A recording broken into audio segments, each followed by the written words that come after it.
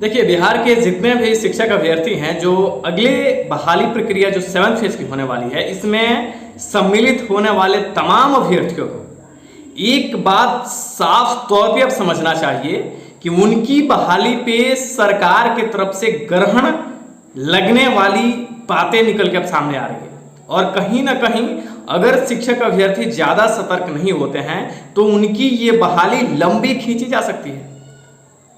और इसके पीछे का रीजन है कि बिहार में सरकार अतिथि शिक्षकों की बहाली करने जा रही है। अप्रोक्स 8000 के तादाद में 10+2 स्कूलों के लिए अतिथि शिक्षकों की बहाली होगी। और वो इसलिए कि नया जो सत्र है इस सत्र को सुचारू रूप से चलाया जाए।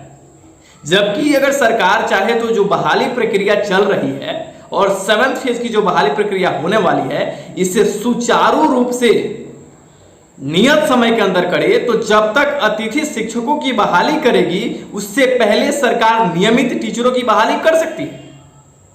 अब आप एक बात समझिए कि सरकार चाहे ये प्रोसेस को कितना भी फास्ट करे, लेकिन सरकार को कुछ वक्त तो लगेंगे ना, 2 महीने या 3 महीने। लेकिन सरकार इस चीजों को नजरअंदाज कर रही है। जितना टाइम अतिथि शिक्षक बहाल करने में सरकार को लगेगा उससे फास्ट मोड में सरकार चाहे तो रेगुलर टीचर बेस पे बहाली कर सकती है। लेकिन अब बिहार के अभ्यर्थी आप इतना समझो कि सरकार अतिथि शिक्षकों की बहाली के नाम पे अपने स्कूलों में शिक्षकों की बहाली अभी नहीं करना चाहती। और जैसे ही उसको जितने अपग्रेड आपके स्कूल हुए हैं उन स्कूलों के लिए अतिथि शिक्षक इसे मिल जाएंगे तो सरकार को कोई दिक्कत नहीं है अगले चुनाव तक आपकी बहाली को लटकाने के लिए। सरकार के पास ऐसे क्लू हो जाएंगे। आप इस बात को समझते हैं कि बिहार के अंदर 6000 स्कूलों, अप्रोक्स 6000 से ज्यादा स्कूलों को अपग्रेड करके 9, 10 और 11, 12 में मतलब अपग्रेड की गई है और इनमें शिक्षक नहीं है। अब एक बात आप समझो कि जो ये स्कूलें 6 क्लास तक थी उनमें मैक्सिमम स्कूलें 9, 10 तक ही हुई है। कुछ स्कूलों को 11, 12 तक अपग्रेड किए गए हैं। अब 11, 12 को चलाने के लिए अतिथि शिक्षकों की बहाली, वहीं 9, 10 को चलाने के लिए 6 to 8 के जो टीचर हैं उन्हीं को आगे प्रोन्नति करेगी या उनको उस क्लास को हैंडल करने के लिए उनको एक तरीके से शिक्षक के तौर पे उन्हें मान लेगी वो।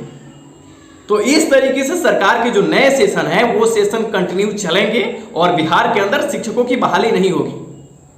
लेकिन तुम अभ्यर्थियों को एक बात अब समझना चाहिए कि जिस प्रकार से आपसी मतभेद और जिस तरीके से ड्रामा कुछ लोग कर रहे हैं, इस ड्रामा से ज्यादा बचने की जरूरत है। और ये बातें जितनी जल्दी अगर आप समझ जाओगे उतना ही अच्छा है आपके लिए। वरना सरकार जो अपना चक्रव्यूह रच रही है, इस चक्रव्यूह में विद्यार्थी बहुत ही आसानी से फंस सकते हैं। अतिथि शिक्षकों का बहाली पूरी तरीके से नियमित टीचरों की बहाली पे ब्रेक लगाने का एक जरिया है, क्योंकि अभी के हालात में एक तरफ सरकार 6ठे फेज की बहाली प्रक्रिया है जो कंप्लीट नहीं की है, दूसरे तरफ 7th फेज बहाली प्रक्रिया है वो शुरू करने की बात कही है। उस बीच में ये अतिथि शिक्षक कहां से आ गए? अतिथि शिक्षक जो 8000 अप्रोक्स शिक्षकों की बहाली शिक्षा विभाग की तरफ से एक नया ऐसा ड्रामा है जिसमें बिहार के अंदर शिक्षक बहाल नहीं होंगे।